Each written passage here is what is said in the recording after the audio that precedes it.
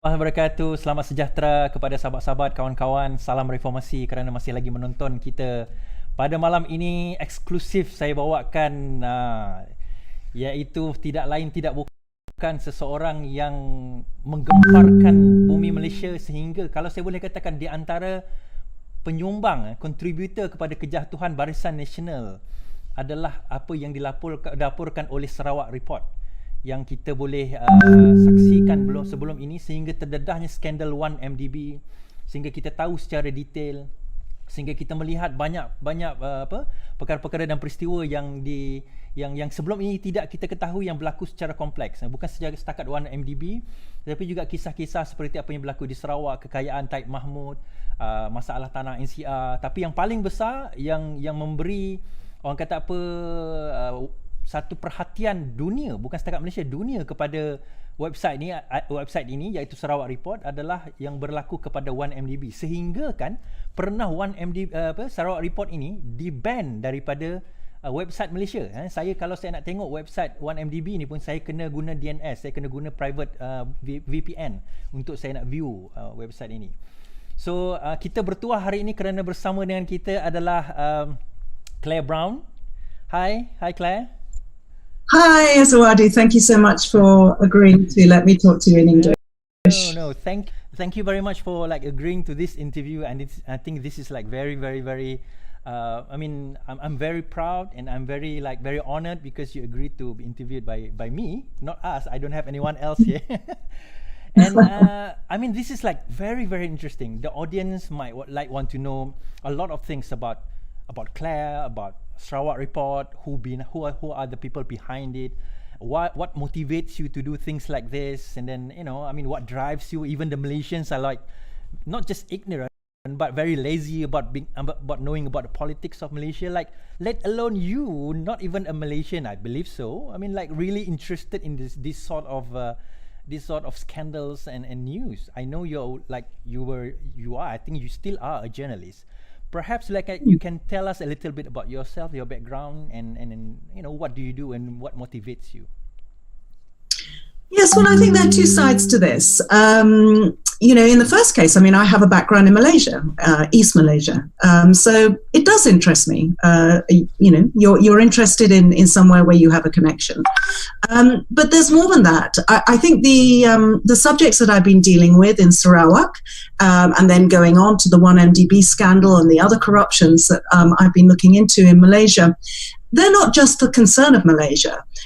They affect and they involve people all over the world. And they reflect a global issue.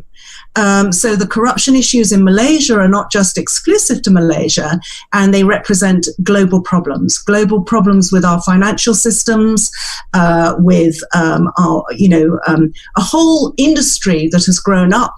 It's a global industry of lawyers and accountants that make a lot of money out of political corruption.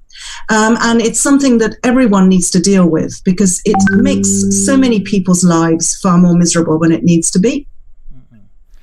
Can you tell a little bit about your background? Where were you born? I read about it, but I know a lot of audience out there do not really know, where you came from, actually. The origin of it.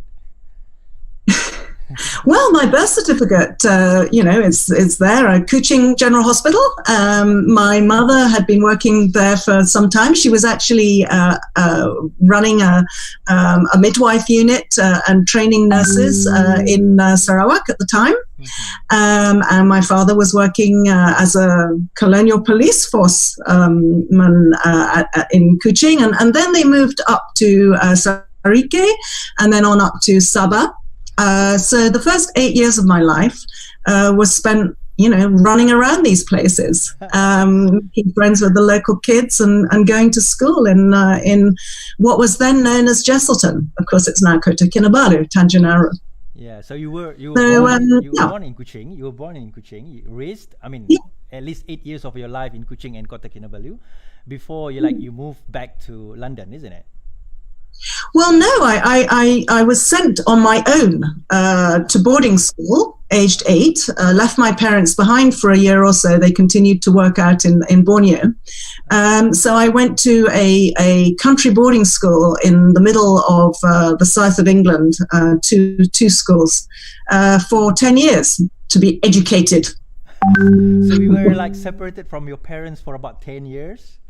All right. Well, I used to see them most holidays. Most holidays, all right. So, I mean, okay, besides being born in Kuching and Borneo, what inspires you? I mean, what motivates you to really like do something like a Sarawak report?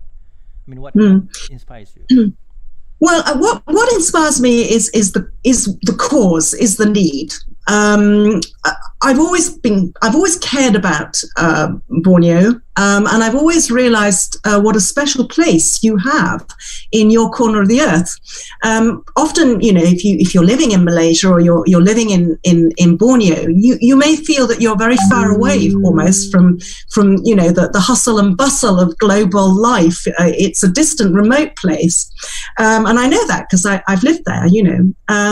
But actually, it's a very, very important place, and that's something else that I learned as I came back to other less exciting parts of the world. Actually, the nature, the natural world, the wealth of Borneo is incredibly important to our planet. And I see you smiling, but the biodiversity, the natural history, the DNA.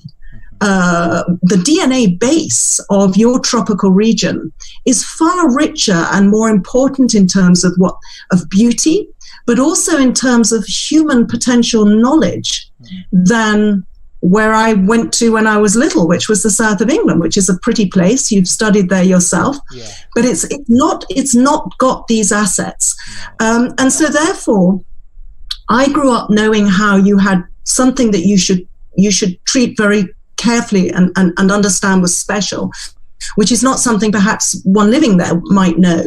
And I became very concerned about the environment. I've traveled all my life.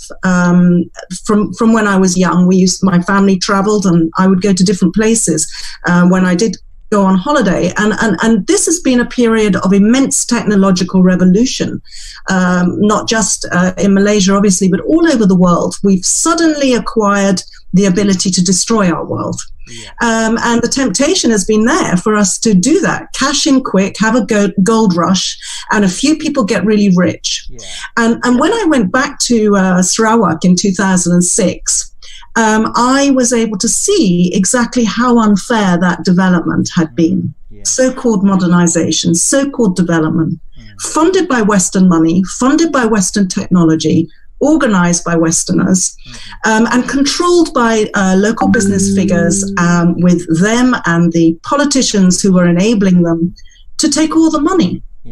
So they weren't taking care of the land, they weren't sustainably harvesting that wealth, and they weren't sharing any of it. So they were taking everything from the indigenous people, and I went up to visit the people that my mother used to go and visit 50 years before. She used to go up there in a longboat, and she would try and help them with their births and their medical problems. And of course, to go back to those communities and see that they'd had none of the benefits of that 50 years of technological revolution was really shocking to me. It was so sad to see that they had gained nothing, and that they can't even live off their natural forests anymore because those have been stolen. So I was really moved by the injustice and terrified by the consequences of what we're doing to places like Borneo. And of course, I'd spent, 25 years as a mainstream British television journalist by that stage. And, I knew no one was reporting these issues. But to me, these were more important than any of the politics or consumer affairs issues or news that I was covering in the West. And I thought, well, someone needs to do this. And I understood why why the journalists in Malaysia and in East Malaysia could not cover these stories. And so I thought, well, maybe I can lend a hand here some way. I can see like the fire when you talk about the environment, when you talk about the things that you saw when you were a little kid, and then when you came back in 2006, and how that has not very much different from like 50 years ago. And I can share that sentiment with you because I lived there for the whole of my life at least, and then I can also sense like the disparity between the rich and the poor, and then how like the poor were treated in such a mean way, like they were given a small amount of money just to shut them up, and then like countless lands and natural resources were taken from them just to enrich a few politicians and like the rich people. I can like really share that. But there is a question by the audience. I mean, some people were asking me to ask you. I mean, basically this is not cheap. I mean, someone like you need something like a fund, for example. I mean, who fund you in a way? Is it like crowdfunding? Is it come from your own pockets? I mean, is it really someone else out there like really funding you on this program? So what I found out in 2006, I had actually the year before become a freelancer. For the time up to then, I had been full-time paid staff reporter of various television shows in Britain. But I had two small boys. I wanted to have more time to look after them properly. So I had become freelance. And I was a very old style journalist, but as I started to look in my home, I no longer could ring up the library and say, bring me this, get that, do this. I had to learn myself. And I discovered this thing called the internet. And I was very reluctant, technophobe, but then I started to realize, wow, what you can do with the internet. You can find out so much for no money. Before they would have to fly me. They'd have to get me a flight. I'd have to go to Canada. I'd have to go into the Ontario Records Office to find what I wanted. Yeah. Or I had to hire someone to do that on the phone. Now, for free, I can go online and maybe pay a few ringgit to get the company information. Yeah. So this was a revolution. I realized that I was in the middle of a revolution that meant that I could do these things for almost nothing. And so all that I was giving was, I have to say, a very highly experienced and able, skilled journalist for free. That's what I gave you, a free professional bloodhound. Professional journalist for free. I can actually share the sentiment because a lot of people were asking me as well. I mean, how I was funded. And then, I mean, you might like need a lot of cost to like really fund whatever you are doing right now. I said, the only thing I have with me is like a laptop, this like fancy microphone here, and probably a lamp in front of me. And that like hardly costs probably less than few hundred quid or few hundred ringgit. Look, there are some expenses, as you described, and actually I did get a grant from one friendly NGO who agreed to pay a web designer. So, he came in for £1,000 and set up my website. That's 10 years ago now. And subsequent to that, obviously there are website costs and things. And if I fly to Malaysia, usually I try and get someone to pay my fare and I go and speak at something or whatever. But otherwise, those are costs. I'm not flying to Malaysia at the moment. And a lot of those I have thankfully received. I have a donate button on my website. And there are people who have been contributing to that regularly for 10 years. Not obscene amounts, but it really helps. $50 here once a month, a little bit more in some cases, a lot less in most. It helps just with those costs. I think that's great. I think over a period of time, throughout the course, there will be people helping out. I mean, probably not much, but it gets you there. And then I think I think we are now going to the next subject, which is the crux of the matter, which is like the things in hot pan right now on the Hadi suit. Okay. Oh gosh, last year's news. Yeah, it's been years, but I mean, it's been brought up again. And then your name has been popped up again because of this like suits. Okay. Just giving a background. story to the audience out there. I'm just going to speak in Malay. Secara latar belakangnya, apa yang berlaku? Terdapat salah satu tuduhan yang dikeluarkan di dalam Sarawak Report mengatakan bahawa terdapat duit terima oleh PAS daripada 1MDB atau UMNO, tetapi ada sesuatu, ada money coming in. But benda tu dikatakan sebagai fitnah, tetapi di UK parti tak boleh nak saman, PAS tak boleh dia saman. Jadi Hadi yang saman. And dia saman Clare, dia bawa kes ini ke London, ke UK, di England, dia bawa ke England, dia saman Clare. But hujung dia apa yang berlaku adalah rupanya out of court settlement, Hadi kena bayar Clare. I mean, pelik kan? Okay, I mean, probably you can just tell us a little bit of background about how did this happen, and then, you know, how it end up, like, really, how did it end up? Because PAS keep on saying they won the case, you know. Well, I'm, you know, they if they think by paying out all my legal expenses they won, and running away from the case, I think you just leave it to the common sense of people. But it was a fascinating case, and I soon managed, because I'm a journalist, to get a lot of information behind the scenes. And what I know, I mean, they took nearly a year before they sued me. You know, in the UK you have to sue within a year, and they at the last minute they decided to do it. And what they did was, of course, as a journalist, I'm allowed to make fair political comment. So I'm allowed to make a comment about a political party, and a political party can't sue in the UK. So they had to come up with sort of an excuse to sue. So what they did was to say, by saying that you are alleging that UMNO is paying PAS secretly as a secret political partner, and giving PAS money, that really means what you're saying is that Hadi's taking money, because he's everything in PAS. So you're accusing Hadi. So this was what they had to still prove to a London court that it was Hadi I was talking about. So that was their first big issue. We still hadn't ever, you know, the court had still not, you know, even ruled on that one. Was I talking about Hadi? I didn't mention his name. Yeah. So the next thing was, you know, were they going to be able to prove or force me to concede that they were in the opposition, they were not being secretly supporting UMNO, and they were taking no money from UMNO. So this is what they alleged. They said I was libeling Hadi by saying that UMNO and he were taking, that PAS and he were taking money from UMNO, and that they were actually, you know, they were enemies of UMNO. This is what he told the London court.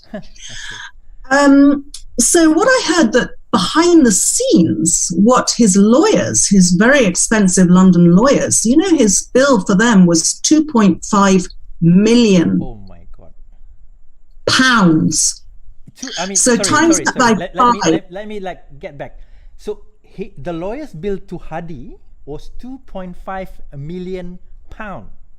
That's what I estimate, or that's what my lawyers estimate that his own lawyers cost. Wow. Forget me, I'm on top. Yeah.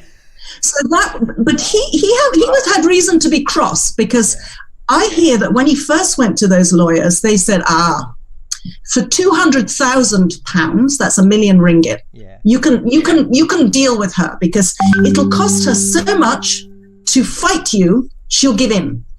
So what we'll do is we'll make an expensive case for Clare, and we know she has no money, so she'll give in. So we just make her life hard, and then Hadi, you can go and say, look, Clare gave in. She's a liar. Najib is innocent of 1MDB because Clare lies. You know, I could see what their game was. So they chose the wrong person to play that game with. There was no way I would give in and let down the whole of Malaysia in the run-up to GE14 by letting them play that trick. So I went and found a lawyer who was prepared to help and at least delay their bills a bit, I think. It wasn't that easy, but more importantly, I started to crowdfund. I cashed in my pension, and I damn well fought them. And their problem was that they weren't expecting to actually have to come to court because they were lying. They were getting money from UMNO and they were secretly supporting UMNO. Yeah. And the nearer it got to the court case, the more scared they were. And I started to get little messages. Claire, should we do a deal? Claire, you know, this, that. And I said, I will do a deal if you pay my lawyer's costs. And as we got to just a few weeks of the trial date, and as I started to get more and more hard evidence of millions of ringgit being paid by UMNO to PAS, after all, they paid PAS's election deposits on all their seats, and I had proof. Oh, great.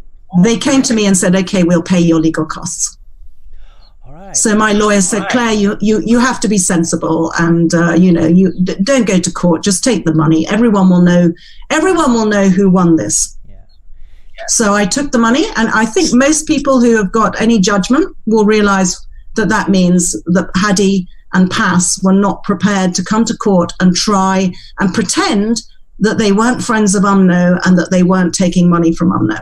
So they were lying all this time. I mean, they were trying to I would say try to scare you in such a way. Probably this is just a small journalist who's not going to be able to go with this suit and everything. But in turn, that you literally like go all out with this, and then you finally prove to them that you have your case. And I think the bottom line here is the main reason why they pull out of this case is, number one, they were lying. They did have like a secret relationship with UMNO. That's number one. And number two, as you clearly said, that Hadi did not have a locus standi to sue you, because you were talking about PAS receiving money from UMNO and not Hadi receiving money from UMNO. I mean, this is like clearly the main case why you won this case in the first place. But they create a story in such a way that you were actually losing the money. But we, as normal civilians, this is like quite a common sense. If you won the case, why do you have to pay the money in the first place? That's really odd, isn't it? I mean, well, there's no way. If they are claiming they won the case, they're lying. The case never came to court. They ran away before it came to court. There were a few applications in court, and there were one or two. They had one or two sort of things they built up as a big success. I can't remember what it was. Yeah, I was trying to make it less expensive by deciding on the locus standi to begin with, without going through the rest of the case. And the judge just said, they'll appeal. It'll cost you more, he said, Claire. Just do the whole case. So, I lost on that one, so we had to go for the whole case. Yeah. But it never came to court. They ran. And in fact, we all know Hadi went on the record and said it was okay in the eyes of the Lord to lie if it's for the good of him and his political party. That was his excuse. Yeah. And I'm afraid that's not what I learned in church, and I'm sure it's not what anyone learns from any religious instruction of any kind. Yeah, I mean, that's really a lie. I mean, it's not been taught by any religion, as we know. But it's interesting that you talk about PAS receiving money, especially in the deposit. Deposit money for the seats in GE14 just now. I mean, can you elaborate a little bit more about that? I mean, PAS receiving money from UMNO. Can you tell us a little bit more? And you said you have proof about it. Yes, I did. I think they tried to make a lot of headway out of one remark I made, which was that some of the people in the opposition had calculated back in 2016 that Hadi, that the amount of money that had gone into PAS might have amounted to some, as much as 90 million. And I made that point. So they made a lot that, I want to see that, I was supposed to show the bank records for 90 million or something to prove 90 million. That's not what I ever said. But what I could do was prove the bank records for the millions that went in from UMNO to PAS's political fund.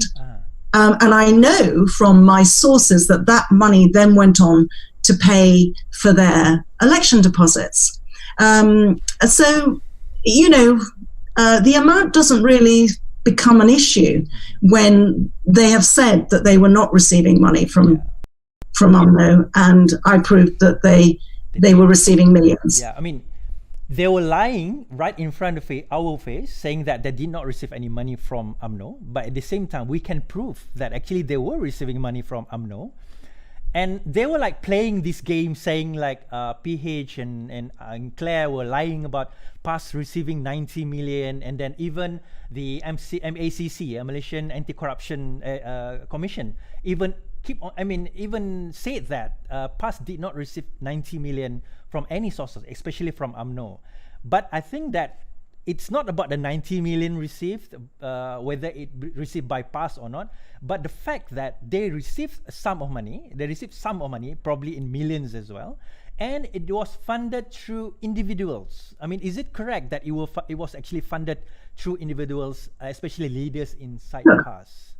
It may have been a lot more than they received. There's such a thing as conspicuous spending, and there's such a thing as being, cheap. And, all Najib's other allies were receiving millions and millions and millions, all their political allies. So I'd be surprised if those canny guys from PAS were allowing themselves to be bought for, too little dedak. So, they would have been fools not to have taken a good sum of money from Najib. So this is something that everyone could observe. But there's the conspicuous spending is there. And what we were able to show, and a lot of this, of course, and I had good sources talking to me about, and I won't mention names, obviously, but good sources were telling me how suitcasefuls of money were going from individuals to individuals. And sadly, we all know that is unfortunately what goes on in Malaysia. It's something that I had to get my head around, that people literally do walk around with suitcases with money in Malaysia. And indeed, where I do have bank confirmation of millions going to PAS, what actually happened was that an UMNO executive walked in with a suitcase of money into the bank and put that money on the counter, had it counted out, and then asked for it to go into a PAS account. And in that occasion, the bank clearly asked for his details, and I managed to get copies of the details that showed who he was, and all the details of the 3.5 million in that case that went into specified PAS accounts. So, I can't prove all the suitcases of money, but, I can prove incidents like that. So, that's why Hadi could not go and stand up in front of a British judge with a straight face. He would lose. I mean, you said that like 3.5 million in a full suitcase, it went into a specific account. I think there were two payments. There were two payments. I'm referring to two payments. So there are two suitcases. I don't know how much you can put in one suitcase. But it went into a specific PAS account. I mean, do you have like that PAS account specifically, or is it just Yes. I've got the details. Yeah, you got the details. But it was never being brought up in Malaysia, especially on these accounts, isn't it?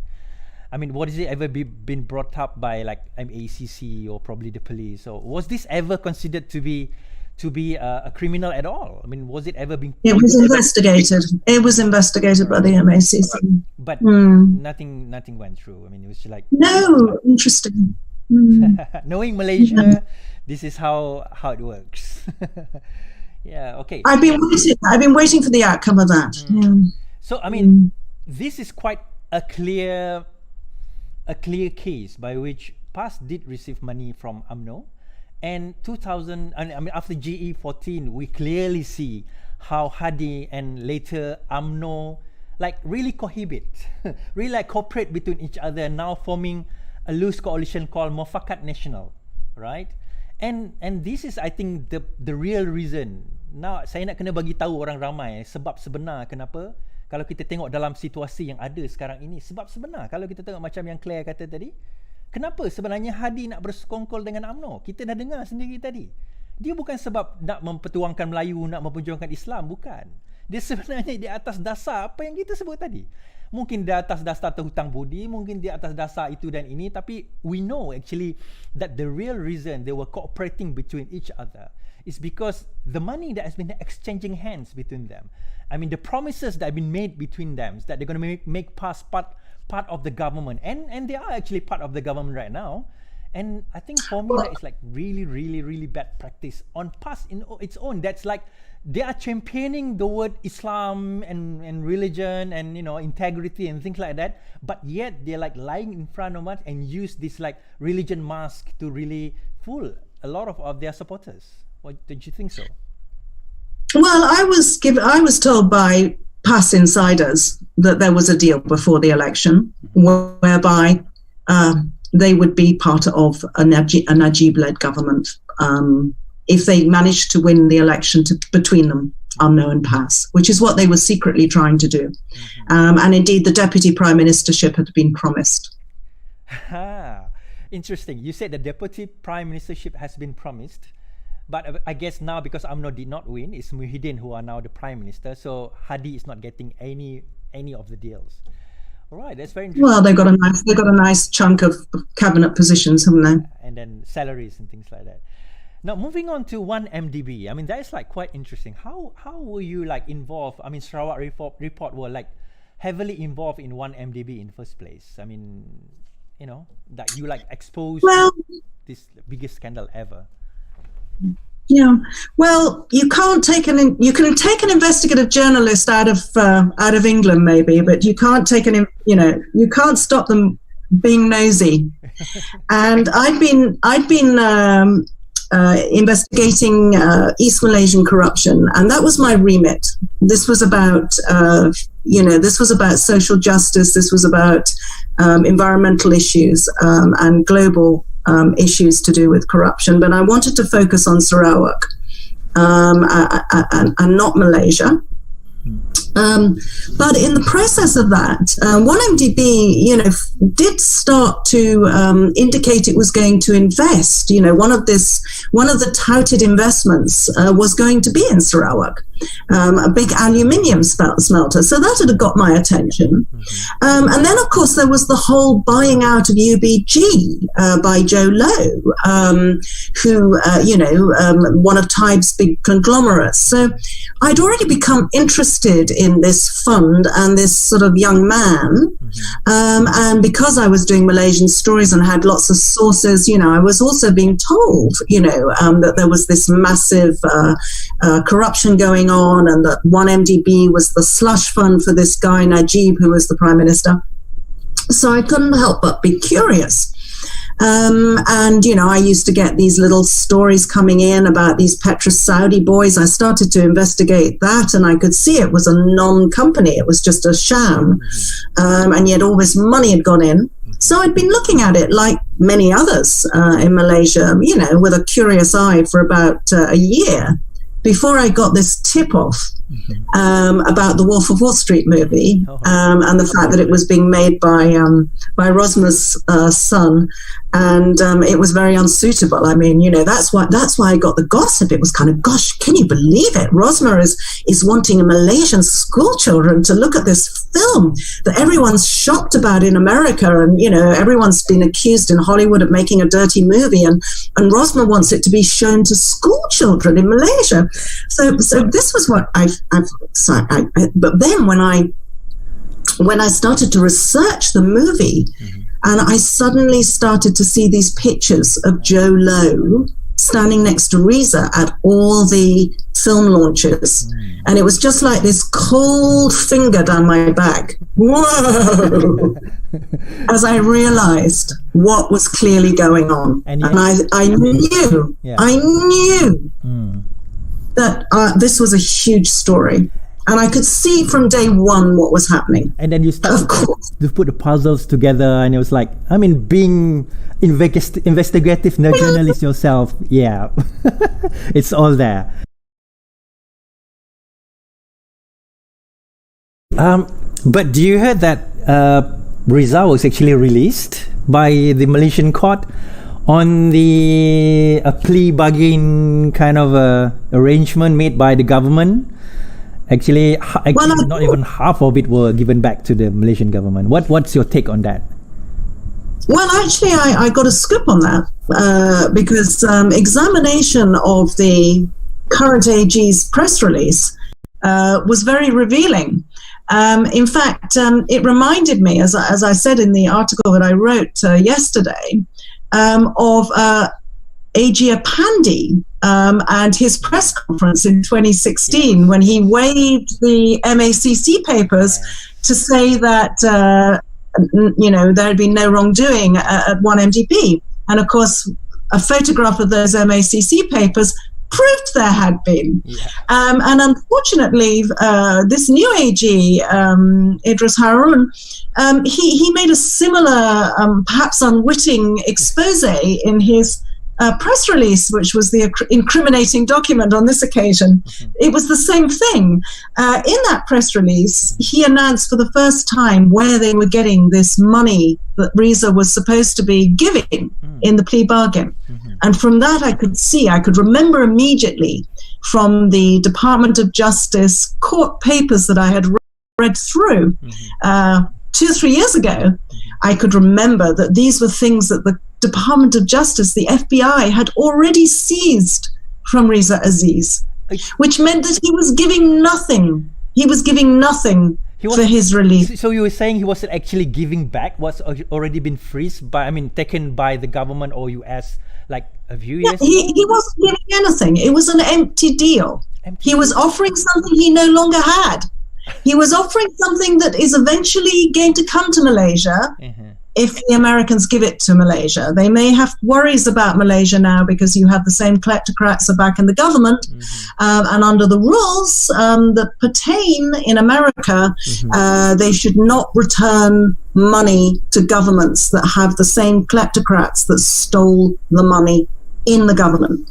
So, in fact, Riza is not in a position to give those assets back to Malaysia even. It's a decision that will be made by the Americans and not by Riza Aziz.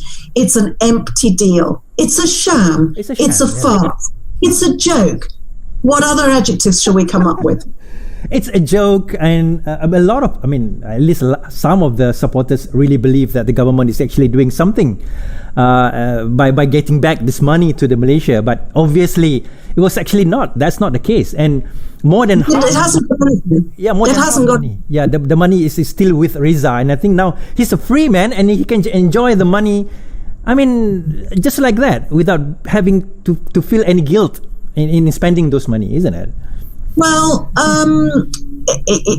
no, he has not been exonerated. You're the lawyer. I think the deal is specifically described as being not an acquittal. So even this dubious deal refuses on the part of Malaysia to accept that Riza is not guilty. He is guilty. So I hope he continues to have a conscience if he ever did. So what has happened is that he's been let off, and he's been let off because of who he is. Let's be frank. And I've just written a story moments before I came to talk to you, Izawadi, which I've now published, which is based on information I now have that there are scores of similar deals now being petitioned for by UMNO politicians as we speak, sitting on the AG's desk. He has been flooded with more plea deal requests from other people who have got cases pending in the courts. Can you name names? Najib, Rosma, Zahid. I've been told there are about 25 UMNO bigwigs who are now desperately trying to do a deal with the new AG. And do you think that, this is going to go through? Knowing this government, there's just a rhetoric question, but do you think that deal is going to go through? We saw the Agong stand up in Parliament yesterday. He's the only guy who's allowed to open his mouth. So, what did he say? He said that this government was an anti-corruption government and should pursue its crusade against corruption. Let's see. I'm afraid, it was a bad day for him to have to try and say that the day that Riza got let off. But the truth is that this government is dependent on every single vote it can get. And a big chunk of those votes are coming from people who are facing corruption charges now, who, frankly, if they had any self-respect, would have stood down as politicians long ago. So you were saying like this government is not like no difference than the previous government that we toppled during the GE14. I mean, in terms of the practice, it's just the face might be changing, but I mean the face might be changing, but the people behind it, the puppet master, are still the same people, isn't it? Yes, I mean they've got a few additions like PAS. Yeah. They've lost a lot of their MPs because the population tried to vote them out, and did. But I think people are beginning to say that the outrages are even worse. I mean, it's interesting to hear people around Muhyiddin, saying that, they will never allow their government to become, controlled by criminals. They won't let the kleptocrats off. They will keep up the criminal charges. How can they when they depend on these guys, when these guys are more powerful than them? They have more numbers. They have more money. They control the future situation of PM8. I mean, it's, anyone can see that. And now look what they're doing. The abuses are, if possible, even worse now. More blatant, more ugly, more disgraceful than the abuses before GE14. These are desperate criminals now. They're not just criminals, they're desperate criminals. And they know their time is short. Yeah. You were saying that you have the documents saying that the plea bargains is on the AG's table right now. No, I don't have the documents. I've been told by sources. I've been told by sources that I have very good reason to believe are very well informed. I mean, and this is a question we should put to the AG's office, whether or not he will confirm that he has received numerous bargain requests now. Yeah. But I mean, even without those documents, I think it's quite like common sense for us to like be able to see that there must be like a plea bargain. I believe the Riza's case is just like an offering, something that the Muhyiddin is trying to like, I mean, giving a signal. It's a try. Let's see if we can. Yeah. It was also Rosmer's priority. Let's be clear. You're saying the same people are running the government. Let's be clear who that is. Yes. Okay. Yeah. Getting Riza off, give Rosmer her due. She's a mum, okay? Yeah. Her priority was Riza. She got her son into trouble with all this, and her maternal instinct and also her was to make him the first one to get off. Yeah. But she's next on the list. Yeah. Being a mother, she wants to save her son. and I said just now, it's just not about Riza. It's who's the mother and the father is. That's the most important thing, isn't it? Alright, that is actually very good. With us here is actually Clare Brown, siapa yang baru mula menonton kita pada hari ini. Ini adalah Clare Brown daripada pengasas kepada Sarawak Report. Dan seperti yang didedahkan tadi bahawa terdapat banyak lagi dokumen-dokumen di atas meja AG sekarang ini yang minta supaya ada plea bargain sebagaimana yang berlaku kepada Reza. Now, coming back to that, I think this is the last questions for tonight. I think that they might get something like Reza. I mean, what Reza received.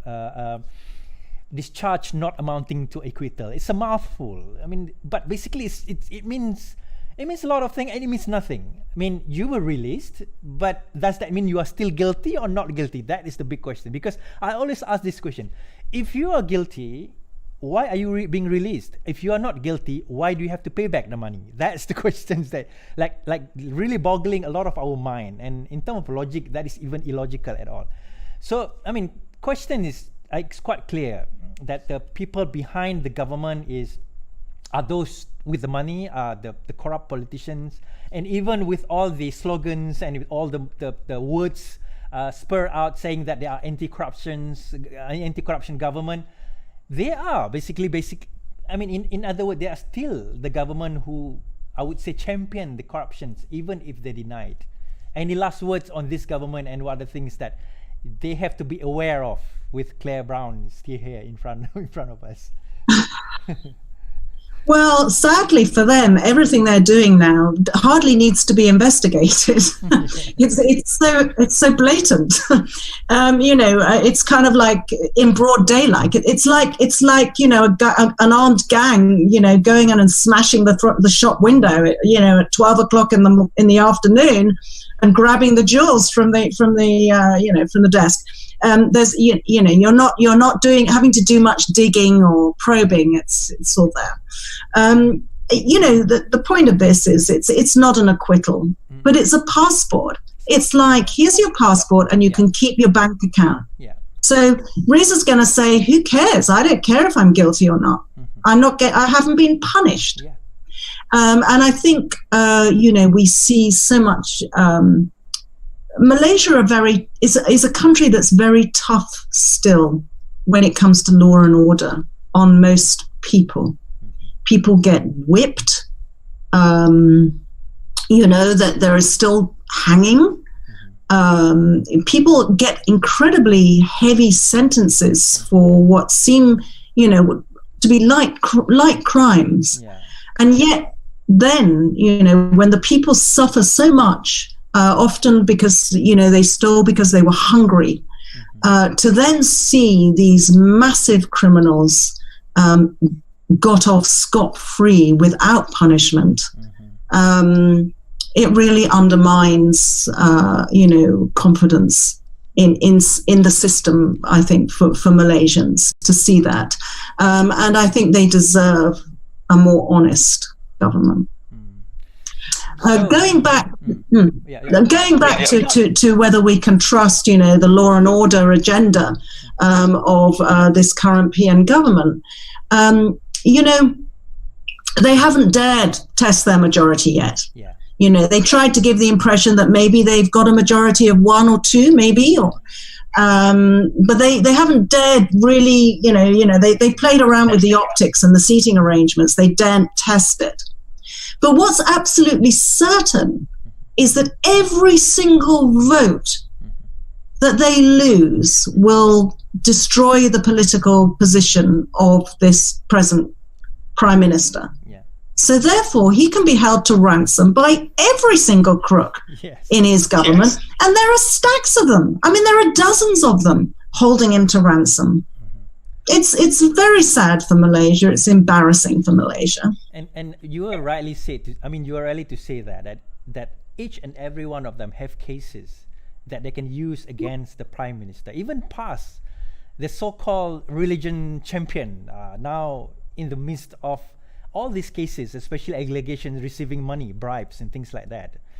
And this is like really saddening for the government, for the politics of Malaysia. But I always believe there are